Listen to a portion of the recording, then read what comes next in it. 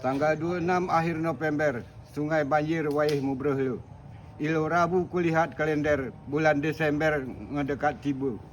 Ika sisara munosah takdir, tidak habis pikir manusia. Gempa bumi, dunia mu gegir, kadak ngetingir umur ni dunia. Geh bencana datangnya banjir, selaku diusir kita ni hemu. Umat Muhammad tentunya berpikir, murid Arab musantir kita atas dunia. Kekuasaan dalih ita tingir, Tuhan nosah takdir empot suluh te. Umah gedung sempat mujungkir, entah isi pepir, entah isi boru. Kantor camat, kantor dan ramil, ngamu kedil gara sempat mamu. Umah sakit, gedung kesehatan, alat perobatan gara neh moho.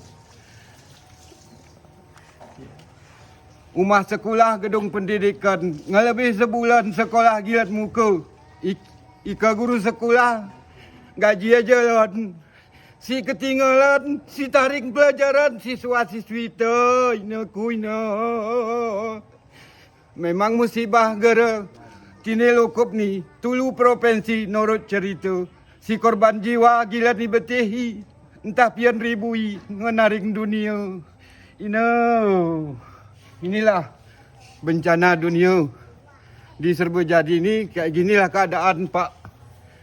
Jadi atas data kedatangan Bapak, kami mengucapkan terima kasih pedulinya terhadap rakyat Kecamatan Serbajadi, khususnya Desa Sunti ini, Pak. Backgroundnya Pak, kalau Bapak.